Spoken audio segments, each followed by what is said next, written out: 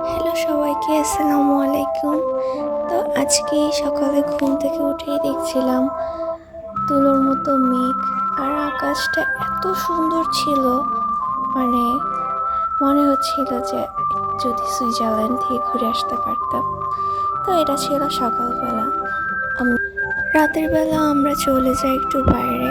এটা ছিল ধানমন্ডি লেকের সামনে। তো এই বেলুনগুলো দেখে আমার খুব কিনতে ইচ্ছে করছিল, যদিও বাট টাকা কম ছিল, সো আমি কিনতে পারিনি। তো আমরা এই যে বাসায় চলে আসলাম, দেখলাম যে হ্যাঁ 3-4 দিন ধরে অনেক ভালোই বাতাস ভেতরে আসছিল, বিশেষ করে এই সাইডটা দিয়ে, এই জানুয়ারি সাইডটা দিয়ে। অ্যান্ড এই লাইটগুলো আমি নতুন কিনেছি, রিফ্রেশ। তো যে প্ল্যান সেই কাজ, আমি চলে গেলাম। তো আজকে সত্যি বলতে আমার ফ্লাইট ছিল সুইজারল্যান্ডে। ভ্যাকেশনে ভাবলাম যে একটু কোথাও থেকে ঘুরে আসি, and this was the plan. And এই যে যাচ্ছি, সরি আমার ভয়েস ওভার দিচ্ছি, বাট ভিডিওটা একটু কাট হয়ে গেছে।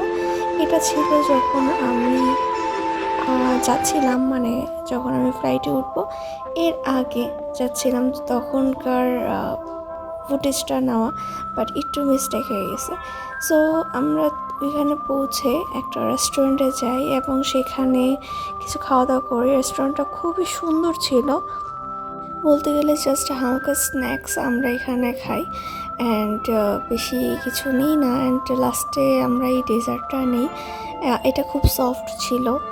এটা কি নাম ছিল আমার খুব একটা মনে নেই। তো আমরা যখন বের হই তখন এই জিনিসটা আমরা দেখি, ক্যাঙ্গারু একদম আমাদের গাড়ির সামনে চলে এসেছিল। তো আমরা জাস্ট ওইটা এক্সপ্লোর করার জন্য বের হই। অ্যান্ড এই যে দেখুন কি সুন্দর করে লাফাচ্ছে, মানে এটা একদম মানে অনেক সুন্দর ছিল জিনিসটা। মানে কখনো আমি এরকম কিছু দেখি নাই বাংলাদেশে অ্যাকচুয়ালি, যে জীবজন্তু বা অ্যানিম্যাল হোয়াটএভার এগুলো এতটা কাছে চলে আসে।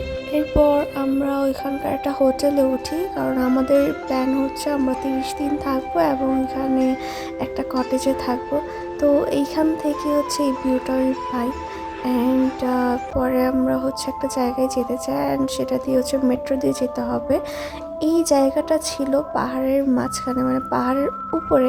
অ্যান্ড ওইখানে পাহাড়ের উপরেও কিন্তু এরকম লেক বা নদী হোয়াটএভার এগুলো থাকে। সো জিনিসটা খুবই রিফ্রেশিং। ভিতরে অনেক ঠান্ডা, এসির বাতাস, অ্যান্ড ট্রাস্ট মি বাহিরে এতটা গরম, খুবই গরম ছিল।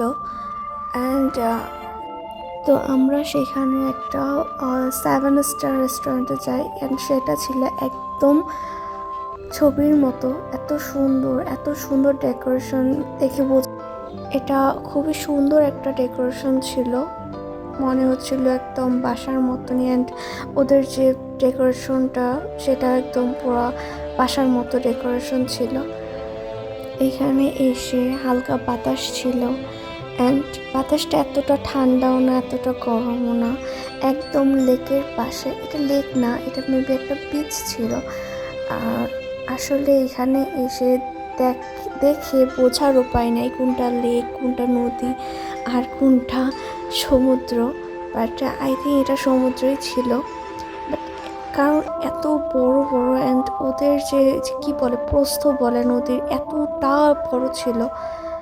অ্যান্ড রাতের বেলা আমরা চলে যাই আমরা বারবিকিউ পার্টি করার জন্য।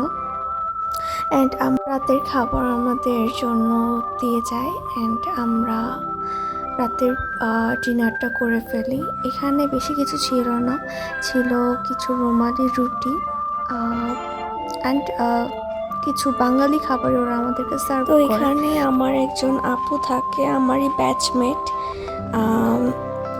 আমাদের সাথে একসাথে ভার্সিটিতে ছিলাম। তো আমরা চলে যাই তাদের বাসায়, অ্যান্ড সেখানে খাওয়া দাওয়া শেষ করেই যে রাতে, এটা ছিল সকালবেলা। অ্যান্ড কটেজের সামনে থেকে সকালবেলাটা এত সুন্দর ছিল। এটা রাজহাঁস অথবা ওরা একটা নাম বলেছিল, এই হাঁসটা নামটা আমার মনে নেই। অ্যান্ড এটা ছিল কিচেন, কটেজের কিচেন, অ্যান্ড এটার ভিউটাও ছিল দারুণ। সব কিছুই এত সুন্দরভাবে ডেকোরেট করা ছিল, মানে মনে হচ্ছিল যেন নিজের কোনো বাসা। বাট অ্যাকচুয়ালি এটা খুবই সুন্দর ছিল। অ্যান্ড এই ছিল আমার সুইজারল্যান্ড ট্যুর।